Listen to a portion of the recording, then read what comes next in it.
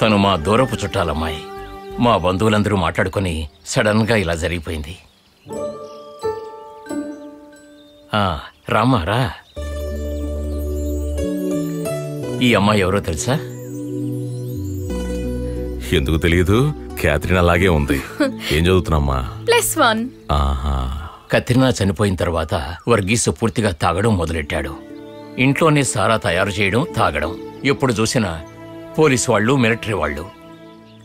ఆడపిల్ల కదా, అక్కడుంటే మంచిది కాదని ఇక్కడికి తీసుకొచ్చాను. అమ్మాయి బాగానే ఉంది. వాడి ప్రవర్తన వల్లే క్యాథరిన్ గుండె నొప్పితో చనిపోయి ఉండాలి. ఎప్పుడైనా వస్తూ ఉంటాడా? అప్పుడప్పుడు వస్తుంటాడు, తను చూసి వెళ్ళిపోతాడు.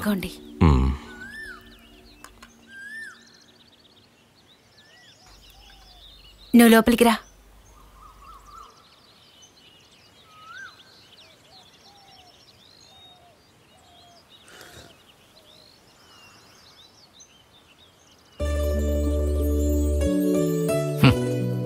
ఇవన్నీ తన పనే. తన కోసం మేము కూడా క్రిస్మస్ సెలబ్రేట్ చేశాం.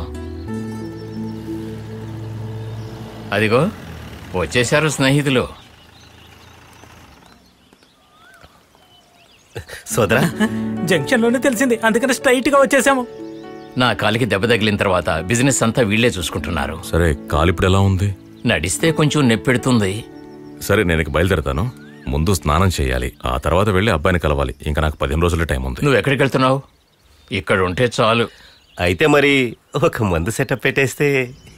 ఏదైనా కారణం దొరకాలని చూస్తుంటారు మందు తాగడానికి. కళ్ళొద్దంటే బ్రాంతి తాగదాం.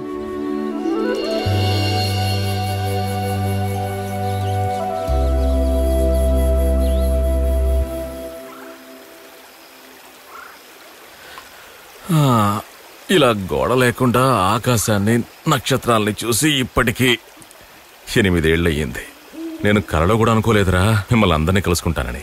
అదంతా వదిలే అన్నా, ముందే మందేసుకో. వద్దురా, నేను వెళ్ళి నా కొడుకుని చూడాలి.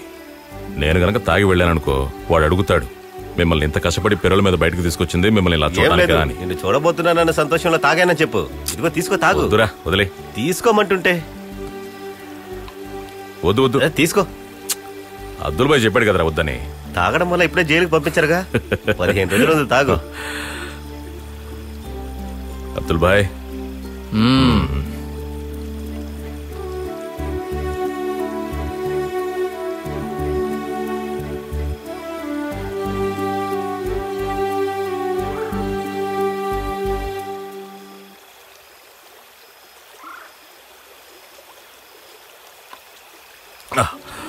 నేను వెళ్ళి అబ్బాయిని చూడాలి. ఇప్పుడే? వాడు నా కోసం ఎదురు చూస్తూ ఉంటాడు. రే, నువ్వు ఇంత బాగా తాగి వాడిని చూడడానికి వెళ్ళొద్దురా. నేను వాడితో చెప్పుకుంటానులే, నిన్ను చూడబోయే ఆనందంలో కాస్త ఎక్కువ తాగానరా అని చెప్తాను.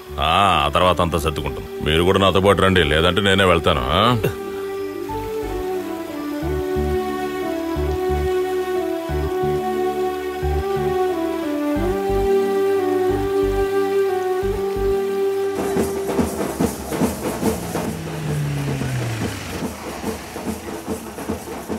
ఏమిట్రా జనాలు ఎక్కువగా ఉన్నట్టున్నారు? అలెక్స్, రే అలెక్స్, రే అలెక్స్, ఏంటి అంత గోలగోలుగా ఉన్నప్పుడు అక్కడికి ఎందుకురా వెళ్తున్నావు? వెళ్తే ఏమైంది?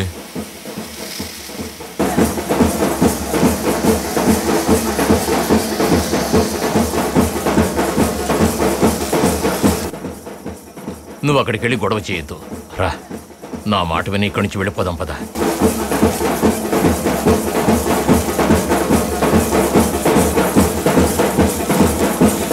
నువ్వు వచ్చి బండి ఎక్కు, పద మనం వెళదాం. నా మాట విను.